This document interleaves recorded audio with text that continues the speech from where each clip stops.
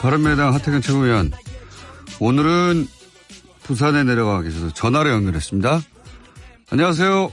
예, 안녕하세요. 하태경입니다. 웬만하면 나오시는 분인데 급히 부산에 가신 이유가 있습니까? 예, 너무 춥습니다. 너무 추워서 하태가 거의 동태가 되었습니다. 춥다는 얘기는 지금 선거 국면에서 바른미래당 상황이 춥다는 얘기입니까? 예, 뭐 그렇죠. 뭐 지역 지금 뭐 다니면서 제발 좀 저 좀 살려주시라고 흡수하고 다니고 있습니다. 그게 마침 또 그 의원님이 해운도 감인데 해운대 을에서 보궐이 있죠? 맞습니다. 바로 예, 제 옆 지역구에 있습니다. 그래서 옆 동네 살리러 가신 거예요? 옆 동네도 있고 또 뭐 해운대 구청장도 상징적인 존재고. 예. 그래서 이제 사실 저는 이제 지역에 가면 뭐 잘하고 있다 이런 이야기들이 조금 있어요. 있는데 조금만 있습니까? 문제는 이제 조금 있어요. 근데 문제는 이제 저하고 지방선거랑 잘 연결을 못 시켜서 이제 저희 지역구에서 해운대에서 우리 바른미래당이 찬밥이 되면 또 홍준표 대표가 하태경은 서울에서는 목소리 높이더니만 저 지역구에서는 완전히 뭐 개밥의 도토리다 이렇게 욕한다. 제발 좀 체면 좀 채워주시라고. 네, 뭐 그렇게 지금 그러니까 해운대 지역의 구청장 선거도 만만치가 않은가 보죠. 지금 바른미래당 입장에서. 뭐 전국적인 현상이죠. 그래서 뭐 지금 뭐 거의 이 당 보고 찍잖아요. 사람 안 보고. 좀 전에 제가 이정미 대표 얘기도 들었는데 딱 뭐 전국적으로 한국당 심판 그러기 위해서는 민주당 몰표 뭐 이런 분위기가 압도적인 게 사실입니다. PK 지역도 그렇습니까? PK 지역은 전통적으로 자유한국당이 오랫동안 강세였는데 뭐 최근 여론조사는 그게 아니다라는 식의 보도가 많긴 합니다만 직접 내려가서 느끼시기는 어떻습니까? PK 지역도 겉으로는 이제 이야기는 잘 안 하십니다. 안 하시지만은 쭉 추세가 민주당 그 지지율이 쭉 높아져 왔습니다. 그동안 선거에서. 차근차근 높아져 왔죠. 예, 지난 지방선거에서는 거의 1~2% 차이로 민주당 후보가 당시 그때는 이제 연합 후보였죠. 무소속 민주당 연합 후보가 1~2% 차이로 졌고 뭐 지난 대선에서는 문재인 대통령이 대부분 1등을 했죠, 지역에서. 때문에 이미 여기도 뭐 기울어진 운동장입니다. PK 지역도. 울산까지 포함해서. 그래도 해운대 구청장은 내가 지켜야 되겠다고 내려가신 거군요, 그러면. 그렇습니다. 구청장과 보궐선거 두 군데는 어쨌든 제 입장에서는, 하여튼 이 방송 들으시는 분들에게도 제발 하태 목소리 계속 듣고 싶으시면 저 좀 살려주십시오. 한번 해운대에서 한번 좀 도와주십시오. 네, 해운대에서 설사 보궐선거 해운대 을이 의원님 뜻대로 안 된다 하더라도 목소리는 계속 들을 수 있잖아요. 2년 동안 앞으로. 근데 뭐 공격을 좀 많이 당하겠죠. 그리고 아무튼 제가 좀 사실 볼 면목이 없을 것 같아요. 뭐 보수 개혁한다고 많이 떠들었지만 실제로 제 입장에서 중간 평가를 하는 거지 않습니까? 근데 그 중간 평가 성적이 나오는데 초라해질 경우에 상당히 좀 제 마음이 계속 겨울일 것 같습니다. 자, 그건 알아서 하시고요. 잘 알아서 하시고요. 자, 지금 그 바른미래당과 관련해서 지방선거 전체에서 가장 큰 그 관심을 받는 지역이자 사실 가장 큰 상징성이 있는 것은 서울시장인데 여기는 안철수 후보하고 김문수 후보 단일화 얘기가 이제 단일화 이상 끝났다고 하다가 다시 살아나서 조금씩 이어지고 있나 봅니다. 혹시 아시는 바 있습니까? 제 역할이 있다면 이렇게 생각하는데요. 만약에 김문수 후보가 홍준표 대표랑 명확히 선을 긋고 홍준표 정계 퇴출에 공개적으로 동의해주고 보수개혁에 앞장서겠다. 홍준표 정계 퇴출과 보수개혁에 앞장서겠다. 이런 공개적인 선언을 할 수 있다면 저는 안철수 캠프 진영에 반홍연대를 해라. 반홍 단일화를 해라. 물론 서울 지역뿐만 아니라 어떤 지역이든지 한국당 후보가 홍준표 정계 퇴출에 공개적으로 동의해 준다면 제가 적극적으로 반홍 단일화에 앞장설 각오는 돼 있습니다. 근데 이제 그 단일화가 김문수 후보로의 단일화를 말씀하시는 건 아니잖아요. 그러니까 그건 룰을 정해야 되겠죠. 뭐 룰은 뭐 합리적인 선에서 정해지겠죠. 아무튼 중요한 것은 이게 반홍 연대가 돼야 된다. 실제로 지금 홍준표 대표는 보수를 2번 죽이고 있는 거거든요. 그래서 보수 진영에서도 홍준표 대표 심판 분위기가 있는 겁니다. 그리고 최근에 홍준표 대표가 저희 지역에도 왔거든요. 해운대 제지역구에도 왔는데 거의 그 홍준표 퇴출 6월 항쟁 분위기였어요. 막 경적 시위를 하고 사람들이 야유를 하고 그러니까 그 지원 유세가 불가능한 겁니다. 지원 유세가 안 되는 겁니다.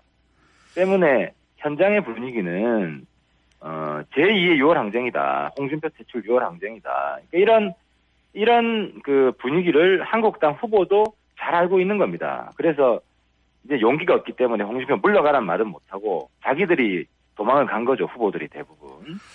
그래서 아무튼 보수를 혁신할 수 있는 동력이 지금은 홍준표 퇴출 이 구호 속에 있다. 그래서 이 구호를 들어주는 한국당 후보가 있다면 며칠 남지 않았지만 선거가 제가 앞장서서 적극적으로 연대를 만들어낼 그런 생각도 있습니다.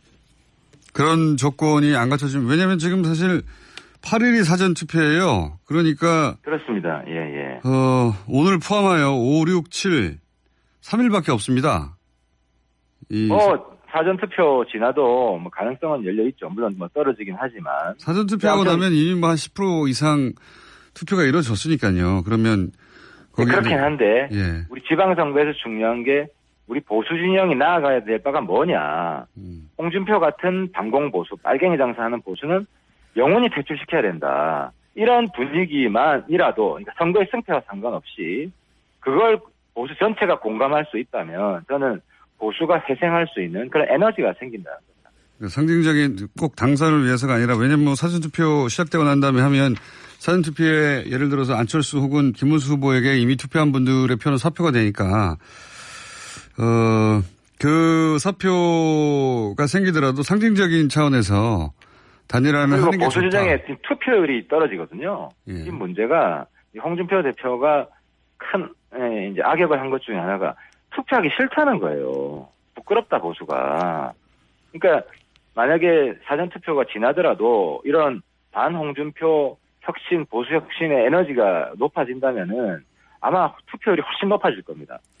그렇게 되면 사전투표에서 사표가 좀 생기더라도 그런 부분 만회할 수도 있다. 근데 이제 보수 후보 중에는 여전히 그 홍준표 대표가 보수 진영에서는 여전히 가장 물론 그렇게 높은 건 아니지만 차기 예를 들어서 다시 뽑겠느냐, 다시 누구를 선택하겠냐 했을 때 안철수, 유승민보다 홍준표 대표가 더 높습니다. 여전히. 그렇게 생각하다간 다 망하는 거죠. 이번 뭐 지방선거뿐만 아니라 다음 총선까지도 끝나는 겁니다. 그리고 뭐 그 다음 대선도 끝나는 것이고. 만약에 그러면 예. 그 말씀대로면 홍준표 대표가 지방선거 이후에 대표에 물러난다면 그렇다면은 바른미래당과 자유한국당이 일종의 정계 개편 로드맵에 따라서 합쳐질 수도 있다 일부 이렇게 봐도 됩니까? 홍준표 대표만 사퇴를 하면? 한국당에 홍준표랑 똑같은 분들이 많죠. 제2의 홍준표, 제3의 홍준표 뭐 이렇게 많기 때문에 당대당으로는 안 된다. 개인 홍준표 이 근데 어쨌든 그게 출발이라는 거죠. 이제 지금 홍준표 대표가 차지하고 있는 정치적인 무게 상징성이 있기 때문에 그러니까 보수가 지금 반홍준표 6월 항쟁을 전개해야 된다는 겁니다. 골기를 해야 된다는 겁니다. 그래야 보수가 지방선거 얼마 안 남았지만 다시 회생할 수 있지. 이대로 가다가는 다시 뭐 폭망하는 거죠. 그런 구상은 알겠는데 그런 구상을 밀고 나가기에는 바른미래당이 지금 그런 지지율이나 뭐 세는 약하더라도 지지율이라도 나와줘야 되는데 그렇지도 못하지 않습니까? 그러니까 제가 일관되게 정말 1년 넘게 일관되게 호소하고 있고 제가 지역에서 박수 받고 있는 이유가 딴 게 아니라 이야기가 맞더라. 처음에는 뭐 하태가 홍준표 욕할 때 저도 욕 많이 먹었어요. 왜 보수끼리 싸움질 하냐. 이러다가 어르신들이 네 예지력이 맞다. 아유, 뭐 미안하다. 이제는 예지력까지 할게. 이런 이야기들이 지금 많은 겁니다. 그러니까 뭐 홍준표 마이크도 못 들게 막 경적 시위를 하고 야유를 하고 이런 현상이 벌어지는 것이고, 그래서 근데 문제는 이런 상황에서도 홍준표가 정신 못 차리고 홍준표 대표가 지금 지상 이런 거 아니에요. 자기가 이제 물러나야 되는데 지상전 안 하고 공중전 하겠다. 오히려 서울에서 마이크 더 크게 틀겠다. 이러고 있기 때문에 저는 이거는 뭐 타협할 수 없는 싸움이다. 이 싸움으로 밀고 나가야 된다. 선거 끝날 때까지. 반홍연대, 그래서 홍준표 대표를 퇴출시켜야 된다는 주장은 알겠는데, 그 전에 바른미래당이 이번 선거에서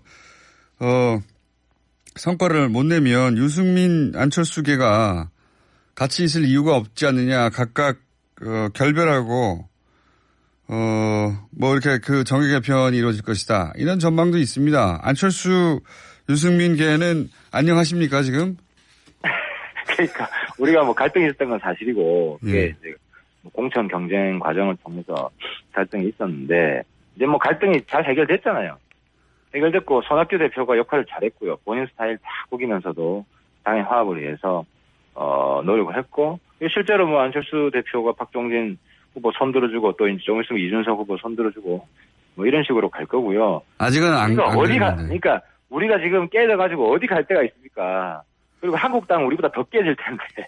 알겠습니다. 그러니까 뭐 바른미래당이 아마 한국당이 처음으로 깨지고 그다음 민평당이 깨지고 뭐 이런 시나리오로 갈 겁니다. 그 얘기는 나오시면 하기로 하고요. 자, 예. 본인 전공인 남북관계에 관련 뉴스 중에 북미 정상회담 시간이 이제 정해졌지 않습니까? 한국 시간으로 10시, 싱가포르 시간으로 9시. 전체적으로 최근의 진행 사항은 어떻게 보십니까? 지금은 거의 뭐 트럼프 김정은 관계가 형 동생 관계로 바뀐 것 같아요. 형 동생. 형 동생 관계로 바뀐 것 같아요. 제가 볼 때 이제 친서에 그러니까 이제 자꾸 이제 전문가들은 비핵화 중심으로 뭐 친서에 뭐 비핵화 이런 내용이 들어가 있고 그런 접근이 아니라 이제 정치적인 접근은 이제 정치인들끼리 통하는 거거든요. 우리가 통했다. 그러니까 김정은 친서에 볼 때 제가 가장 핵심적인 내용은 앞으로 형님으로 잘 모시겠다. 우리가 뭐 남한보다도 더 친미하겠다. 더 친미하고 더 자본주의로 가겠다. 미국에 대해서 더 열겠다. 그래서 예를 들어 제가 이거 제 상상력인데요. 그 과거에 신어주 행정특구 같은 게 있었잖아요. 그때 김정일 그 위원장이 중국 사람 양빈이라는 사람을 특구 행정청장으로 뽑았습니다. 그러니까 북한만이 할 수 있는 파격입니다. 우리 대한민국은 그런 거 잘 못하죠. 근데 비슷한 저는 그 제안을 좀 했을 수도 있다고 봅니다. 지금 김정은이 사실 고향이 원산이거든요. 그래서 지금 원산을 굉장히 개발하려고 하고 있는데 원산을 관광특구로 만들고 관광특구 청장을 트럼프가 뽑아주십시오. 뭐 이런 파격적인 제안을 한다면 아니 그 트럼프가 김정은하고는 뭐 잘 맞다. 그래서 지금 우리는 그 영어로 뭐라 그랬냐면 get along이라는 말을 썼거든요. 우리는 그러니까 이제 친구다, 동반자다. 근데 이제 뭐 김정은 입장에서는 나이도 있기 때문에 형님 뭐 따거로 모시겠다고 했겠죠. 따거. 그러니까 이제 거기다가 이제 뭐 이제 6.12 그 북미 정상회담이 되면 핫라인이 뚫릴 거 아닙니까? 그럼 보십시오. 그쪽은 수시로 전화할 겁니다. 그러니까 한국하고 미국하고 전화하는 횟수보다도 북한하고 미국하고 전화하는 횟수가 더 많을 거고요. 그리고 지금은 트럼프가 한국 왔다가 북한이 간다면 이제는 평양 갔다가 서울 옵니다. 그 정도로 가까워질 것이다? 그 정도로 가까워집니다. 왜냐하면 항상 가까운 나라일수록 경계합니다, 역사는. 그래서 중국이나 한국은 더 경계하지만 미국은 멀잖아요. 미국이 뭐 북한을 거의 식민지로 만들 뭐 가능성도 없고, 그러니까 미국은 주로 오면 돈만 오고 한국 사람들 많이 가면은 체제가 위험해집니다. 근데 미국 사람들 뭐 한국말도 잘 못하는 사람들 왕창 오면 체제 위험도 없고, 그러니까 트럼프한테 거의 원산 개발은 당신이 알아서 해라. 그리고 우리는 비핵화 계속 밀고 나가겠다. 뭐 이런 식의 파격적인 제안을 했을 가능성이 있다고 봅니다. 어쨌든 북미 관계가 획기적으로 개선될 것이다. 예. 그렇습니다. 예. 그리고 전체적으로 친서의 내용은 김정은 위원장과 트럼프 대통령 간의 신뢰 구축에 관한 내용일 것이다. 뭐. 그렇죠. 거의 그래서 신뢰가 네. 신뢰가 높아지는 건 사실인 것 같습니다. 아주 높아졌고 실제로 두 정치인의 스타일이 비슷합니다. 네. 화통하고 즉흥적인 데다가 그래서 그 두 사람이 대형 사고를 칠 수가 있고 실제로 그 봉투도 큰 봉투더만요. 그러니까 이제 그 봉투의 의미는 저는 그렇게 봅니다. 이제 대형 사고를 치겠다. 그게 트럼프 이야기는 나는 그 트럼프가 그 말했잖아. 리틀 로켓맨이라고. 내가 리틀 통이 좁지 않다. 통이 크다. 대형 사고 치고 트럼프가 그걸 빅딜 이렇게 받은 거 아닙니까? 알겠습니다. 남북미 관계에 관해서는 아직 전망하신 게 많은 경우가 없기 때문에 9급 정도로 제가 아직 단으로 올라가지 않았는데 만약에 적어도 양국 간의 신뢰가 상승한 거는 사실인 것 같고, 예, 그렇죠. 그리고 그렇습니다. 예. 북미 관계가 급속도로 개선될 것이라는 건 전망도 동의가 되고, 예, 다만 봉투의 의미에서는 제가 잘 동의가 안 돼서. 그리고 원산 관광특구 행정청장을 미국인으로 거의 미국과 협의해서 정한다. 뭐 이 정도. 그거 맞추시면 제가 한 5단으로 올려드리겠습니다. 한 번에. 알겠습니다. 바쁘실 테니까, 거기 가서 분위기 잘 살펴보시고 다음 주에 직접 나오셔서 이야기 나눠보죠. 예. 예. 예, 수고하십시오. 예. 지금까지 하태경 바른미래당 최고위원이었습니다.